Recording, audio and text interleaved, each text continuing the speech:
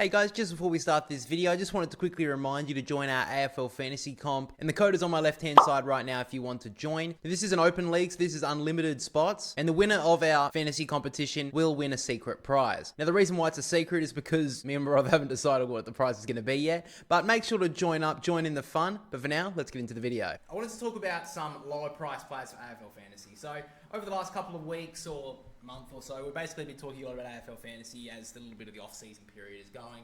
This week, I thought we'd take a look at the best rookies, draftees going into 2025 for the fantasy, and the best low-price players. So that's players who have played a season or two, but they haven't been noticed, having a good pre-season, or are low price because of injury. The best rookies for fantasy in 2025, this is the draftees, first of all. Best five, I've got number 1, for me, is Sid Draper. 2 is Levi Ashcroft. 3 is Laylor. 4 is Smiley, and 5 is Bo Allen. Close representatives as well are Travalia, Jagger Smith, and Isaac Kako, along with Leo Lombard. So I'm really liking Sid Draper's preseason. Like I said with the awards, I think he's going to be used quite a lot. I think the Crows will want to use him, and I think there's a spot for him to get some touches too. So that's why I've picked him. Levi Ashcroft. Just a lot of this is off his brother, but after Will Ashcroft's first half of his first season was brilliant. He was in line for a rising star, so I think he's definitely up there. Sam Laylor, I think he's going to get some time up forward, so that could get some goals on him for the Tigers, and I wouldn't mind him getting those midfield minutes, which he probably will get at the Tigers, I would say, with players like Taranto, Hopper, and then it kind of falls off after that, really. Yeah, because Prestia will be injured by the end of round 3. Yeah, I think so.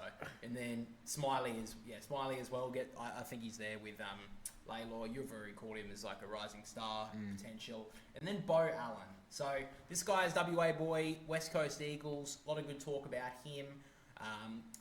Defensive mid, so that's a very good choice at this stage. Probably a lot of people's choice for the lowest defender you want to have on your field. Bo Allen, I think you've got him as well. Do you have him as well? I've got Travalia at the moment. Yeah. I just think Bo Allen's going to get games for the West Coast Eagles, and I think out of this stage it's either him or Travalia. Which one you want to pick from? Allen is a little bit cheaper, but Toby Travalia, he's a good user for the Saints. Got picked up as a good halfback player, so I think he's going to get games early for St Kilda. It's just interesting if they will pick. He is battling for a couple of spots. That's the thing that will be interesting pre-season. Yeah, you got Wangani Miller, Sinclair if he is playing back there, Stocker's back there as well.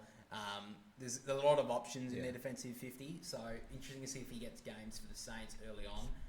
Jagger Smith, I like the way he plays. He averaged very well in the under-18s. But he is for Carlton. So that's a very hard team to break into.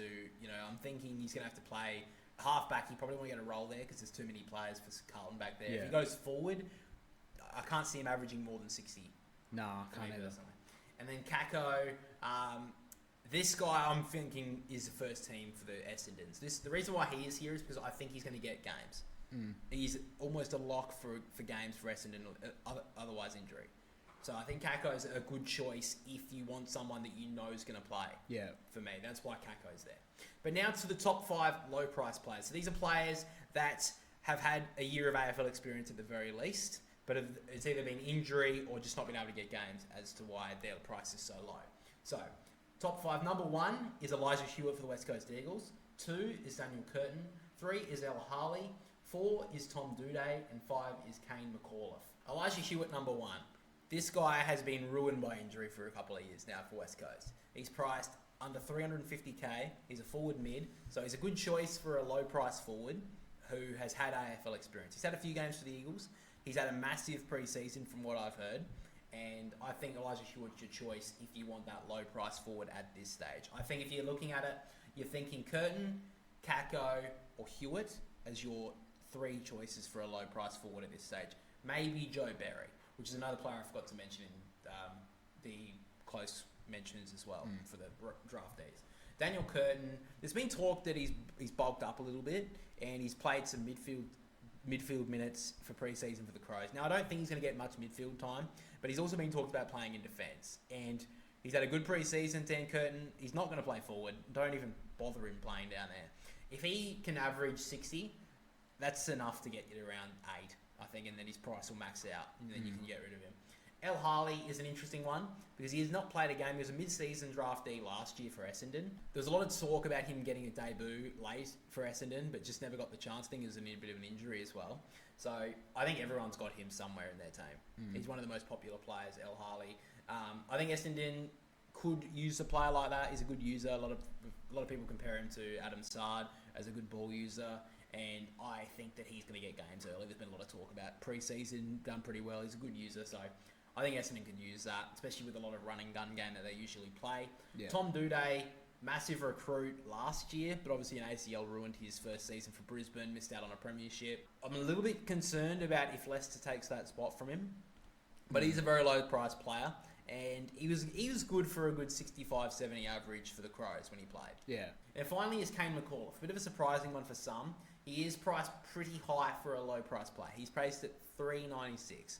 So that's nearly a 400k. That is it's quite high for a rookie basement player you really want to get.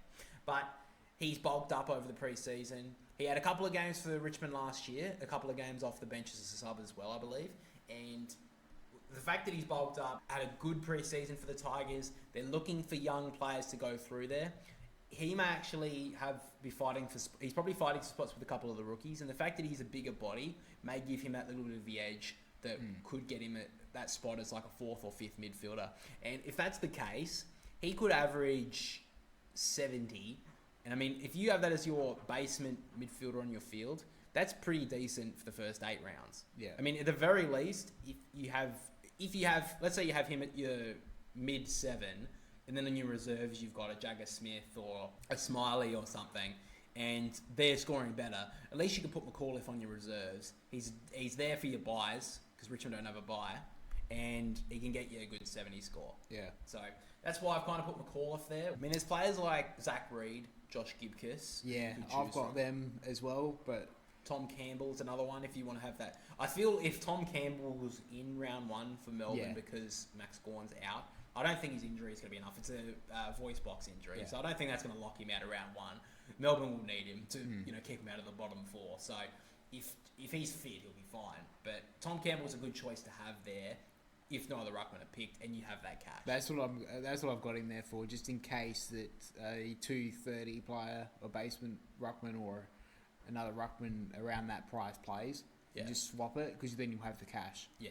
I think there's a St Kilda guy still on the training for pre-season with them, an SSP player that could potentially come there. So he's another lookout as well, because they're thinking that maybe Rowan Marshall could play forward. I don't know about that. Oh, really?